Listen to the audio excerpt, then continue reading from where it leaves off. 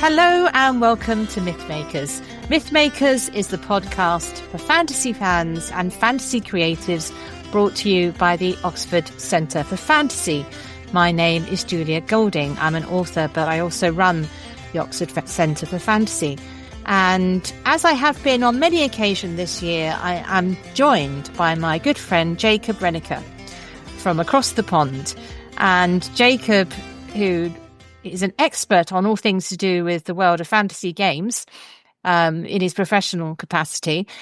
He is also, like me, very keen on Tolkien and C.S. Lewis. So we thought today we would discuss the vexed question of, would we like to spend Christmas in Narnia or in one of Tolkien's worlds? So, Jacob, hello, welcome. Thanks, Julia.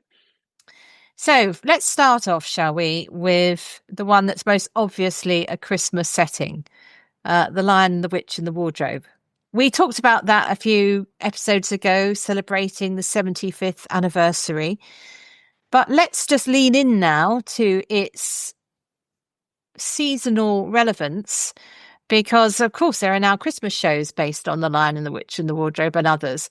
Tell me what your impression of Narnia at Christmas is. Would you like to be there?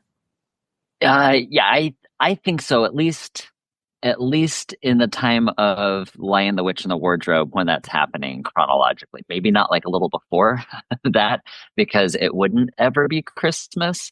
And I don't think I can handle just pure winter for an age. So, but yeah, so I think, it does, in revisiting it specifically through the lens of the Christmas season, and Father Christmas, and kind of tying together Tolkien's approach to Father Christmas and Lewis's approach to Father Christmas. There's some really interesting things this time that stood out that I hadn't really picked up on, I don't think, as much last time. So this was, so reading it through that lens, I thought was really helpful and really interesting and fruitful for helping to develop what Lewis's idea of Christmas, or his ideal of Christmas and Father Christmas in particular. So this is, I'm looking forward to our conversation.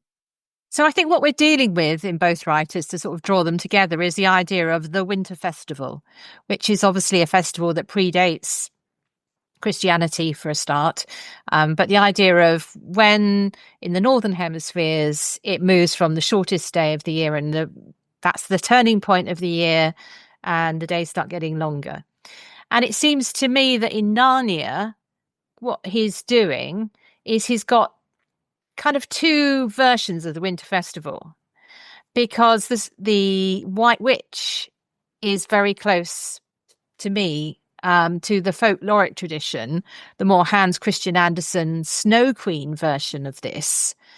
And there's lots of parallels, the physical parallel of this beautiful woman on a sleigh who enchants the vulnerable boy, and that whole story where Kai in the Snow Queen story, his heart melts. I think it's when Gerda cries, or there's a sort of point of thaw, shall we say. That's the key word later on in that story, when she goes to retrieve him. And Edmund's journey isn't someone coming to get him. It's a personal journey where his own heart melts as spring arrives, because he sees he's on the wrong side. It's that moment.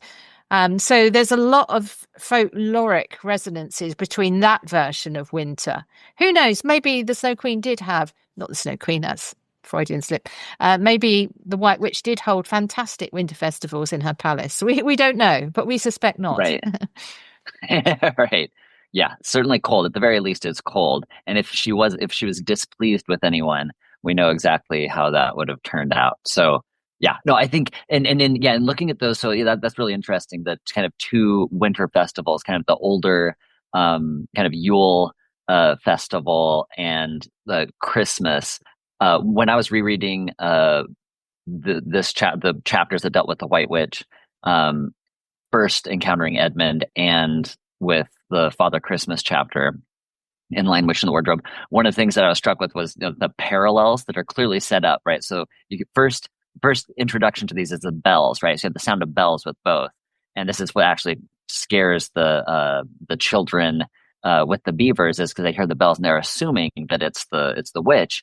But then they both arrive on sledges pulled by reindeer, and at the helm you have a dwarf actually doing the driving with the white witch, but the main occupant of the sledge is this kind of winter festival figure that you kind of pointed out, Julia. And so just looking at their descriptions, right? The witch is this kind of like white, uh, pure white with just this kind of what Lewis says, kind of like this unnatural kind of like bright red on her lips. This very kind of austere figure, whereas Father Christmas has this, kind of like ruddy, this kind of jovial, warm demeanor. So that's one of the differences. The reindeer, the size of the reindeer, the White Witch has these kind of like white, shorter, shorter reindeer that have like gold. Their antlers are described as having gold, so like very beautiful, but cold. Whereas the reindeer that Father Christmas has are brown, and they're making noises and seem more natural, which is which is interesting. So they're both kind of arriving in the same manner, using the same imagery, but then of course how they're interacting with the children and like the way that they give gifts, I thought was particularly interesting. So the White Witch, she gives Edmund gifts based on what he wants, right? So she's finding what he would want most, what would allure him most, what would she be able to kind of pull the strings and reel him in to get her for him, and so she's giving him his heart's desire. So it was a gift based on what he wanted.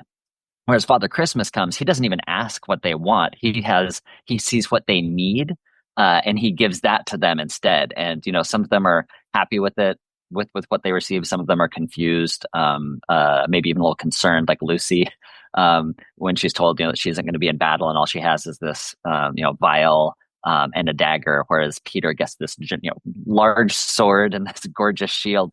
But Father Christmas is giving them it's essentially like what they need, what he sees that they need, and it's a gift based on a perceived need instead of a gift based on a want for the purpose of extortion later. So that was something I hadn't noticed before, was like the type of gifts that the manner in which the gifts are being given between the two of those. So then, of course, you also have the drinks that are being provided. Yeah, they both serve hot drinks. Yeah, which is interesting, right? So with the witch, she's giving him the drink, and it's not described. It says it's kind of like warm and frothy and sweet, and it's something that Edmund had never tasted before. And she uses that drink as a way to get him hungry, to try to get him to lead him on, because she says, it's dreadful not to eat if you drink it. You've drunk something. It's dreadful not to have something to eat afterwards. So she is providing all that. She's like, oh yeah, so you want a little of this? You need a little drink? Oh yeah. Now you need something more to eat. And so she's kind of like slowly stringing him along. Whereas in the Father Christmas episode, right, it's just kind of as he's leaving, almost as an afterthought, they say pulls out this plate and these cups, and they're not exactly sure. They assume that it's coming from his bag, but he just somehow pulls out this tea set and gives that to him and says, okay, Merry Christmas, right? Long live the true king, and heads off. So he doesn't want anything in return. It's just kind of a true free gift, and Father Christmas isn't providing the food. That was something that was provided by the community themselves, right? So the Beavers, it was Mrs. Beaver in particular. Everybody else, remember, was trying to hurry everyone out the door because they were trying to run from the White Witch. But Mrs. Beaver said, no, like, hold on. If we're going out, we need to have a proper food. And she says that she was glad that she brought the bread knife, which is funny because she says that right after Peter is examining his sword. And so she says that she was glad that she brought the bread knife for slicing the bread and the ham that they had there. So it was like the community. So it's more kind of participatory, that Father Christmas is providing a part of this meal and leaving it for others. Whereas the White Witch is kind of the sole, the founder of the feast and like the controller of the feast. Whereas Father Christmas is this kind of this just overflowing giving of gifts and of wisdom, and giving them what he perceives that they might need, that they might not see themselves. So yeah, so those are some of the things that that jumped out to me this time. I don't know what do you think? Would you guys, comparing Father Christmas and White Witch there, what are some of the things that you noticed, Julia? Well, one gives and the other takes away. So it's not just the children and the beavers who get the gifts, because we also find out that his Father Christmas has been giving other gifts to other groups, because the White Witch comes across the dinner party or the Christmas party and very much rains on that parade or snows on that parade by turning into ice. But it's the bounty of Father Christmas that has been shared. So he's passing through with generosity and going on the what they need rather than what they want. He does give them what they want as well. And he gives them things which they don't think to ask for.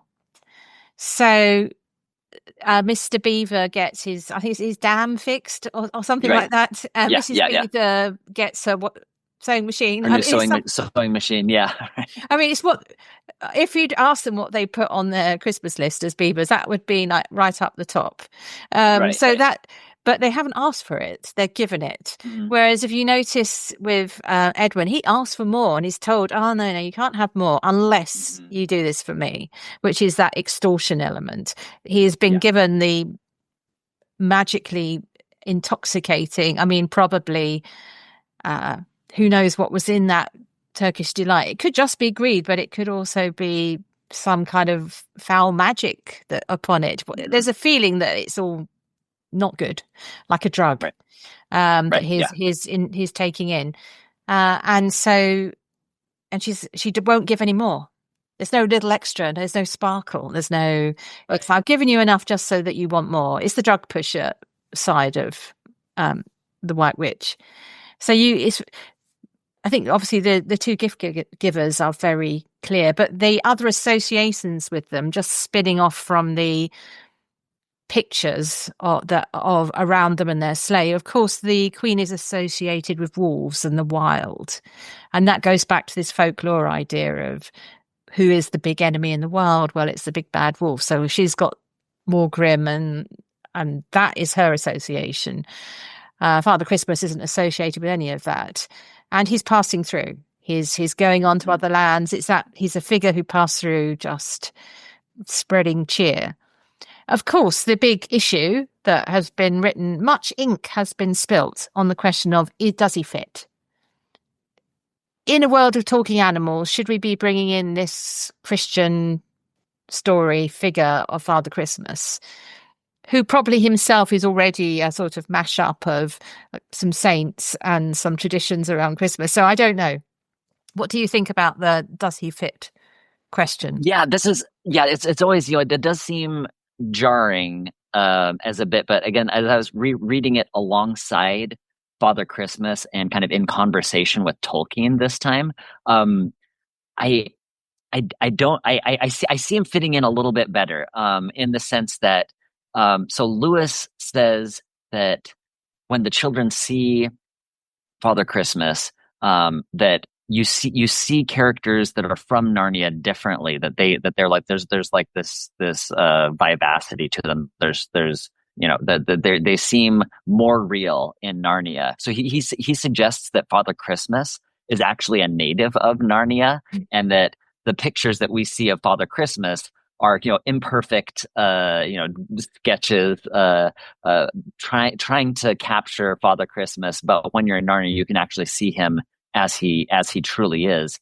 and so suggesting that Father Christmas comes from Narnia in a sense, or that's where where he belongs.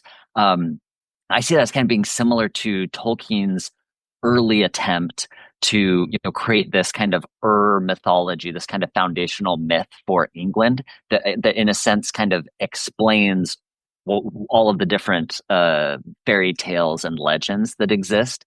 So kind of similar to like linguistically the reconstruction of Proto-Indo-European, right? So we don't have anybody actually writing in this hypothesized Proto-Indo-European. There's this attempt to come back for the different related languages to find, what was the one language that these all sprung from.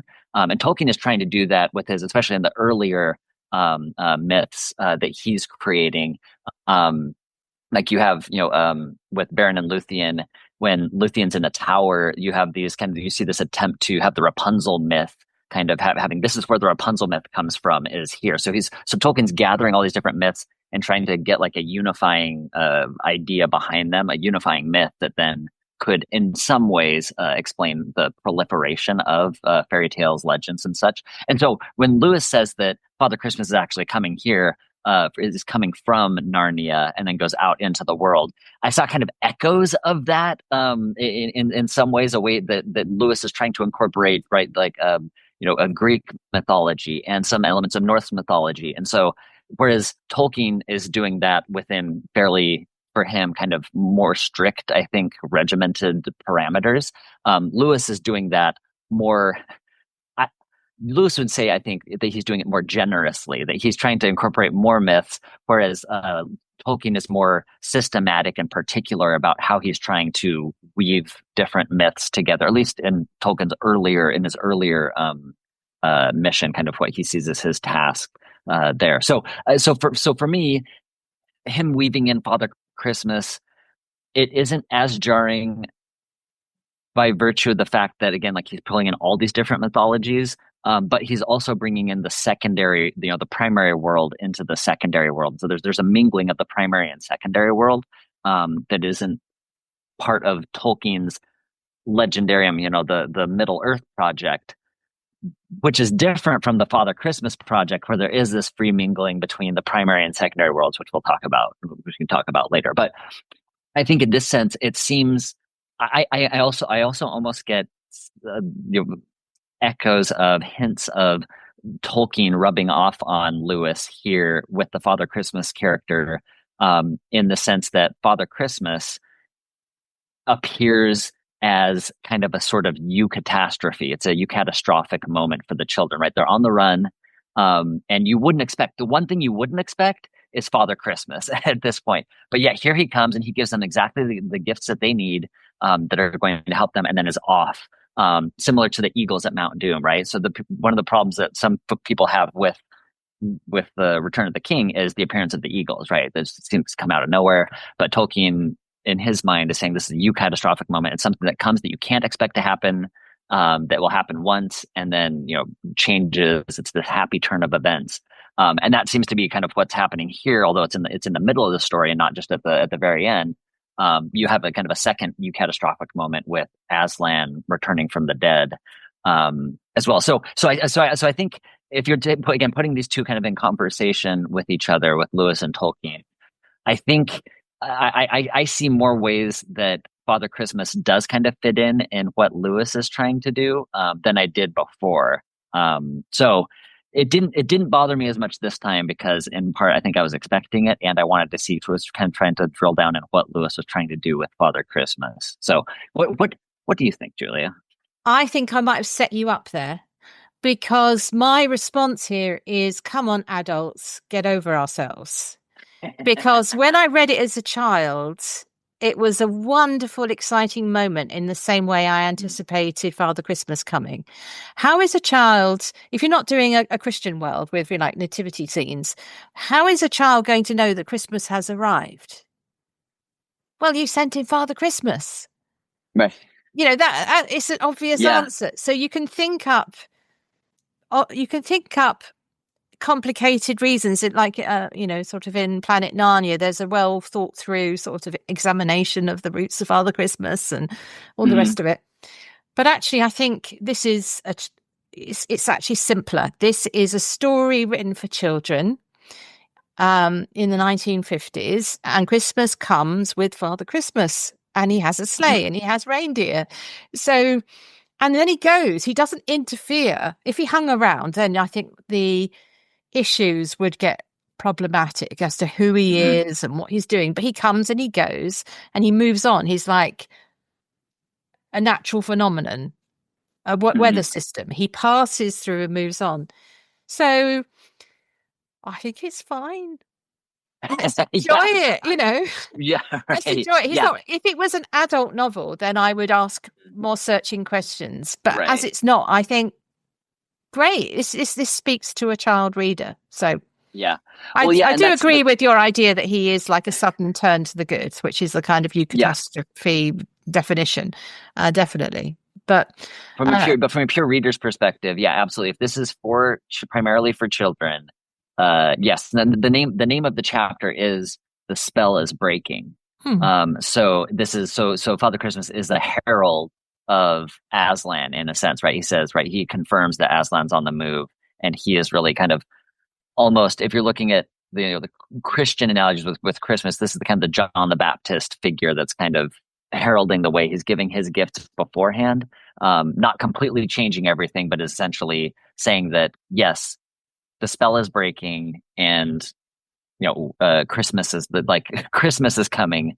Aslan's coming to conquer the White Witch and the hold that the White Witch just had. So yeah, no, that all makes perfect sense. I don't think very many children would be asking in what sense Father Christmas evoked X, Y, or Z, and world building wise how it fits into there. You're right. In the same way that children wouldn't bat an eye at naiads being next to being considered next to giants and trolls and werewolves, right?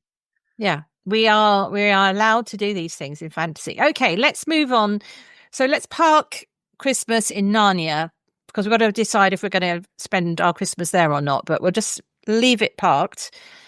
Um, and we are going to move over into Tolkien's versions of Christmas. Now, I was thinking for our conversation, we've got obviously the Father Christmas letters.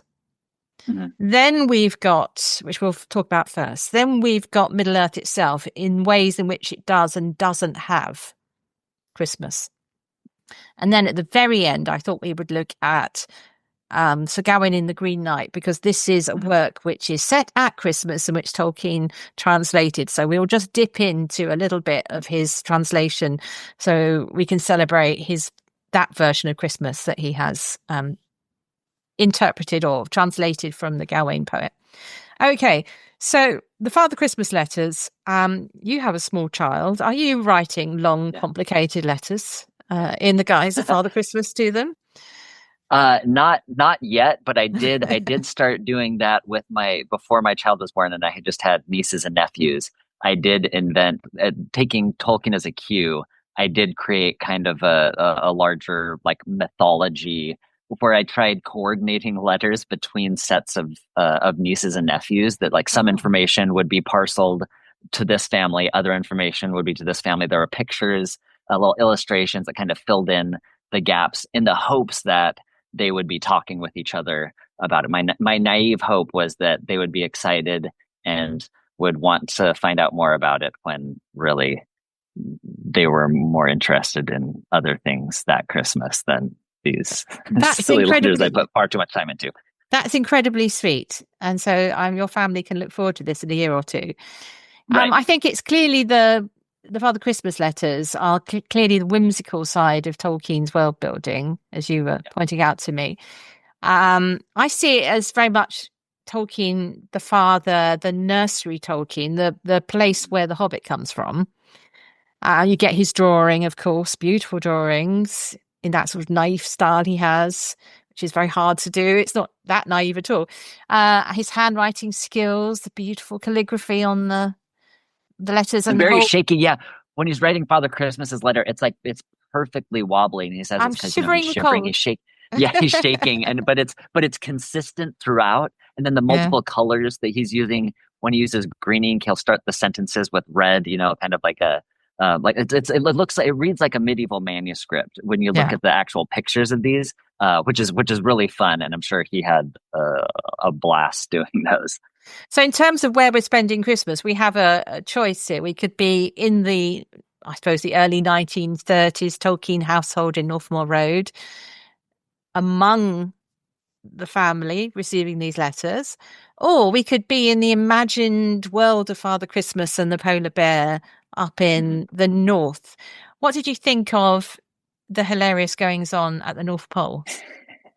Yeah, they're really silly. Yeah, so this is very much like you said, kind of in the vein of The Hobbit, this Tolkien in the nursery telling stories to the things that are going to entertain the children. This isn't he's not being fastidious. I don't think you don't see the same level of attention to detail or consistency. Well, you do see consistency. You see some of the same like underlying tendencies as he's developing the stories, but it is more silly. There's a lot more play on words, and just mistakes and kind of buffoon characters. At the North Polar Bear is just comically inept at a number of different things, always creating problems.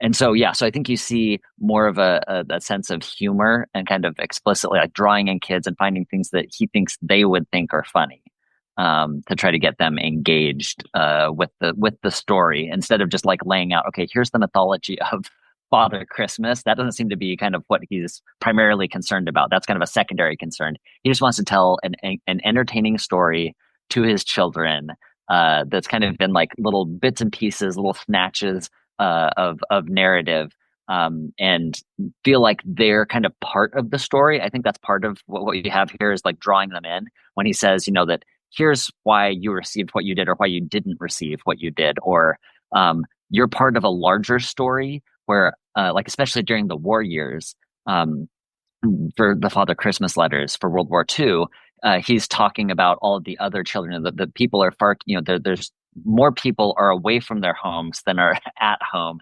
And he laments the fact that that he has trouble getting supplies to be able to get gifts for other children, and that so many other children are far worse off than the Tolkien children. So he really kind of like invites them into this world and has them feel like they're part of this larger story themselves, which I thought was really charming, and I think would be special for the children, right? That they feel that they're getting special attention from Father Christmas, and that they're kind of drawn into this world. One of the things he says, Father Christmas says, I hope, after talking about these troubles with goblins, he says, I hope your toys don't smell of goblin. So I could see them kind of like maybe sniffing at the train to see if they can smell goblin on the train, right? So just kind of little touches like that, world building that make it more like inviting. It's kind of like invitational world building in some senses. That was one of my kind of, I think, first responses to what he's doing there in engaging with the children at their level and what would engage them. There is a sort of collapse as the letters go on, where literally underneath Father Christmas's house, there's this whole world of goblins, and much more like in the drawings, you get a little golem sort of peeking around the corner, and it's as though the world of the Hobbit is sort of creeping into the world of Father Christmas letters. And because these are family letters meant for a home audience who get the references, there's probably a joke here as well about how Father is always going back to this world, and everything comes back to this conversation he's having with his own work. So in terms of where you would spend Christmas, it's quite risky spending Christmas towards the end of these letters up in Father Christmas's house, because you might have to go to war. Right. Yeah. That's the one thing, is that so there's war, and he does, right. So war. So one of the things like World War II, this is something that is, massive and probably like front of the mind of a lot of people and his children as well, for how they're being affected by this. And so you do have, like several different skirmishes with goblins. And even talks about, and this is where, like you said, like kind of like as you get later in the letters, where you kind of get a deeper world building, where he says, there's a specific mention he has of a conflict with goblins in 1453, right? He gives a specific year, and he says that was the last time that we had this kind of goblin onslaught. And then he's talking about these things in like broad, swatches of time. He says, like, I think we've probably gotten rid of the goblins for at least another 100 years. So Father Christmas is thinking in terms of hundreds of years and like millennia. And so we see this has become this broader picture that's being painted, that does include, like you said, in the caves beneath, that you have where he starts kind of going into this is where you see the Tolkien, the world building Tolkien, about like larger worlds, maybe not things that his kids would necessarily appreciate, but like his own world building inclinations, where he starts talking about different species and like the ancestor species for what was above, and then the cave drawings, and that's where you get into like black, where he mentions like maybe looks like black magic was possibly being described in some of these pictures. And then in the wars themselves, you get then the naming in the traditional like fantasy, like epic fantasy, um, uh, uh, the paradigm of you have like named weapons or named Mm. things, objects of power. And so he has this horn that he blows for help. That's kind of very analogous to the horn of Gondor, um, that essentially Father Christmas dusts off and then uses to call for help. What was the name of that of that? It was something. It was wind. Can't quite remember that. It was, so he actually, so he names the horn, and then he brings it up a second time later. But then later, like when it's just to Priscilla, at the very tail end of the letter, so Tolkien's youngest daughter, he says that everything, while the broader world is at war, his own world at the North Pole is at peace. And so kind of giving kind of there's this bastion of peace and safety that Father Christmas in some ways is trying to spread to children. So war, it comes in there. It kind of sets off, I think, Tolkien's greater world building impulses. But then he kind of goes back to saying that, like, okay, this is actually the North Pole, and Father Christmas is ultimately should be a comforting figure. And that's kind of what he lands on at the very end of the letters. So what did you, yeah, what your thoughts there on some of Tolkien's world building as he kind of goes along with Father Christmas? Well, it reminds me a bit of the world of the Silver Chair with the underworld. Mm. That I don't know that Lewis would have known about these letters, unless they just chatted about them. But there's an element of familiarity in sort of this whole other worlds beneath the surface world. I would love to see a Christmas film which adapts like they've done with Beatrix Potter, where they have Beatrix Potter as a character with her animated characters as part of the story. I would love to see a version of this which is looking at Tolkien in his real world with this breaking in. I think it'd be great.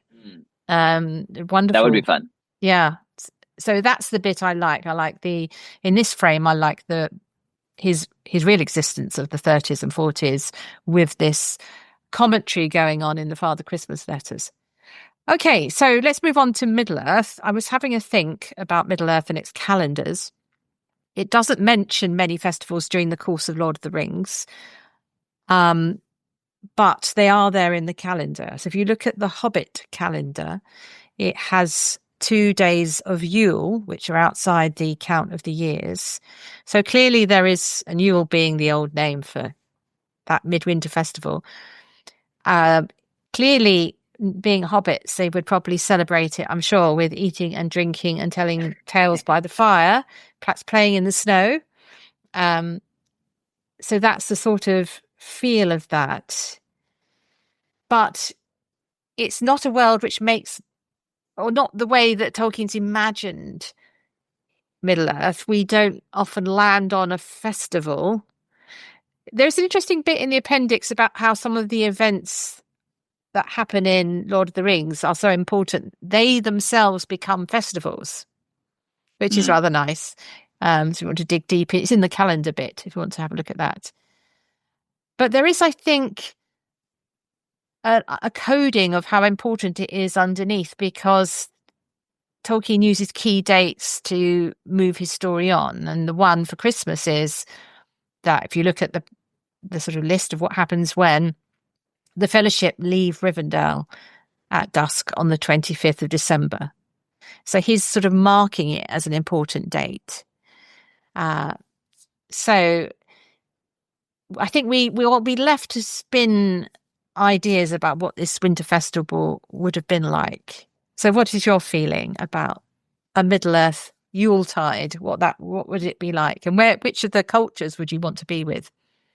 Yeah, it seems, yeah, right. So the cozy Christmas clearly is at the Shire, Yeah. and that's that I mean, you'd want to stay at the Shire anyway for a cozy time. The coziest of times would be at the Shire. So yeah, so that makes sense that kind of festival and celebration of the festival would be associated with the hobbits here. But yeah, but right, Tolkien is trying to like explicitly stay away from Christian holiday or even kind of like religious ceremonies, more or less. He does. I mean, we have a few different instances of them doing things, like turning, as they're eating with Faramir, right, and kind of this kind of ritual of like turning to a particular direction and in silence, and you have some of that in right their period of talking about Numenor, kind of going into the broader like Lost Tales.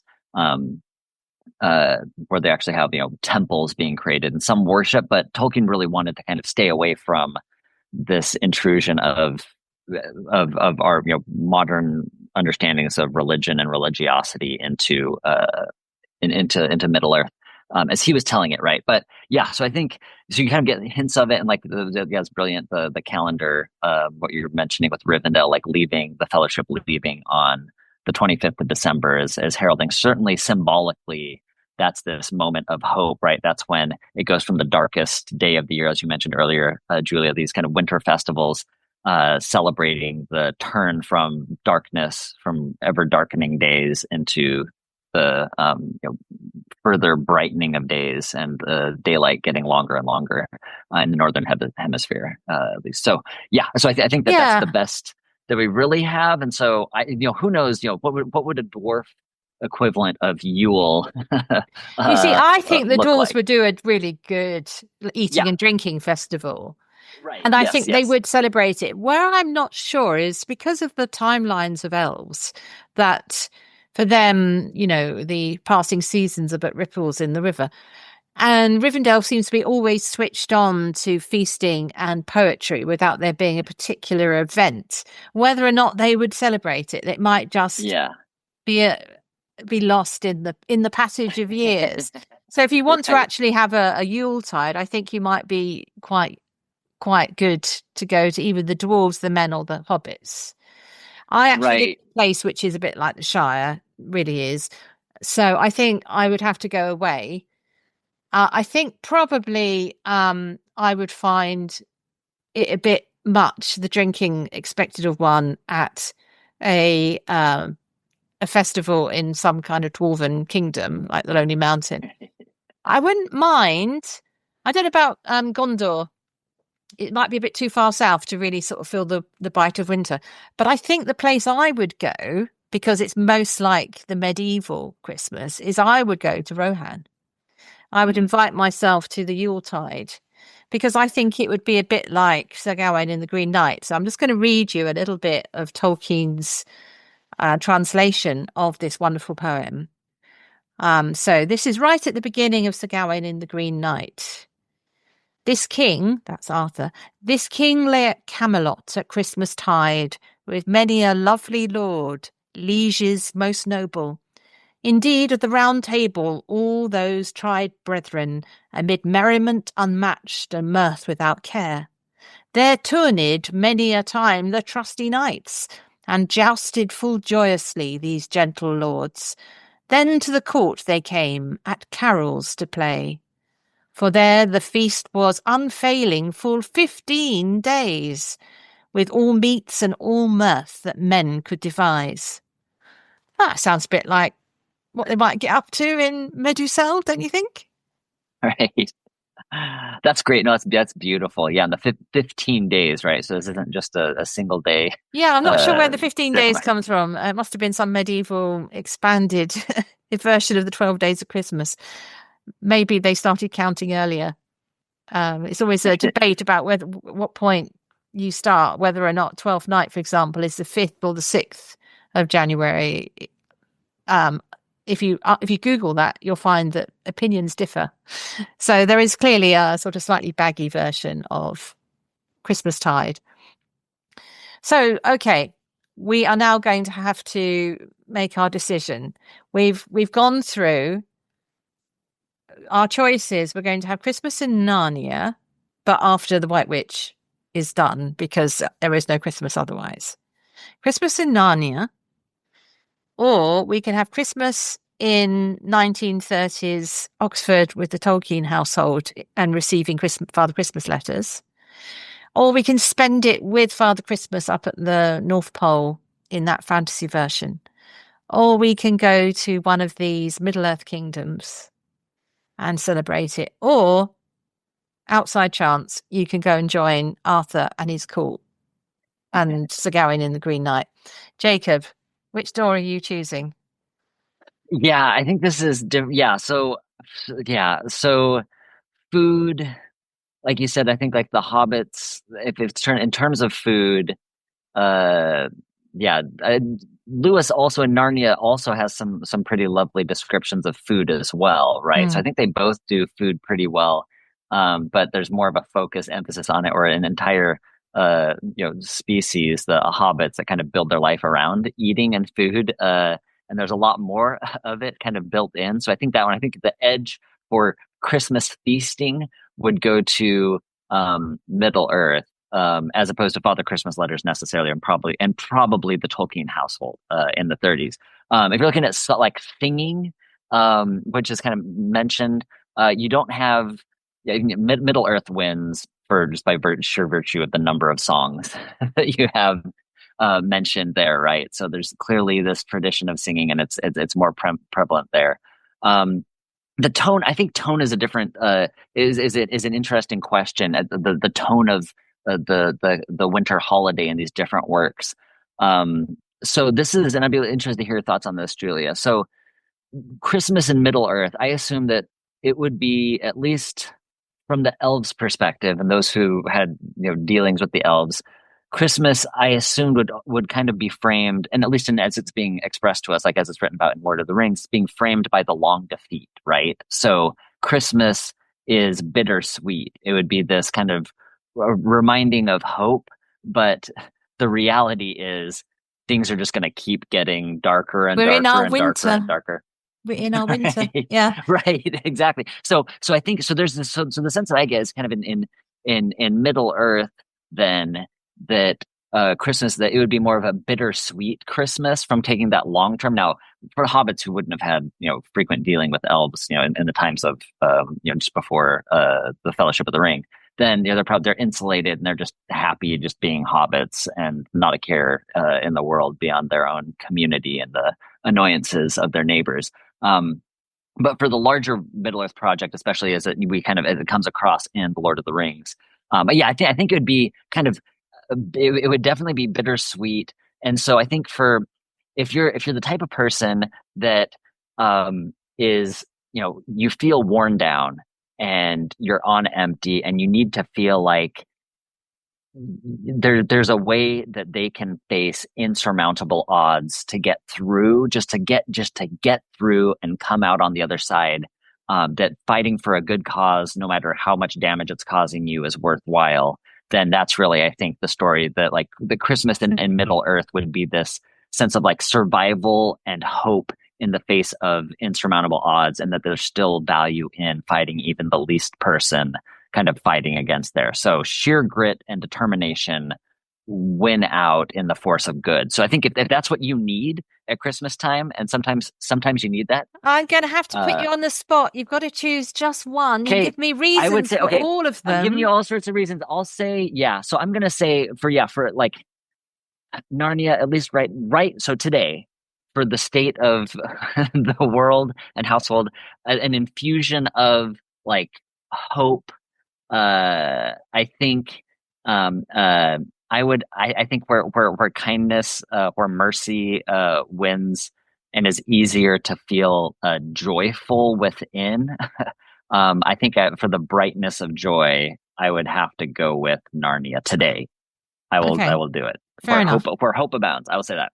How about you? I'm not going to Gawain's world because great big giants come in and cut people's heads off. So no, no thanks. Not going there. And you're Or being has his tricked head all cut the off, time. in fact. Yeah. Middle Earth, I'd just love to go there, but not necessarily at Christmas. So I'm following you. I'm going through the wardrobe with you, and I'm going to Narnia for Christmas because talking animals, Yeah. You know, Aslan, mermaids. I Yeah. mean, and Father Christmas, you actually get presents too. So Father Christmas, you get delivered, you get food delivered to your house by Father Christmas. So the delivery service, I think, is yeah, more so in definitely, Narnia. I'm going to Cair Paravel, wrapping up warmly, and Mr. Tumnus can, play me a tune on his panpipes. That would be a wonderful Christmas. So yeah, I'm going to Narnia. So we wish everybody who's been listening to us a very Merry Christmas, and we hope that you have found your hopeful, joyful Christmas wherever you are around the world. So Merry Christmas. Merry Christmas. And don't forget to celebrate for 15 days. Thank you very much.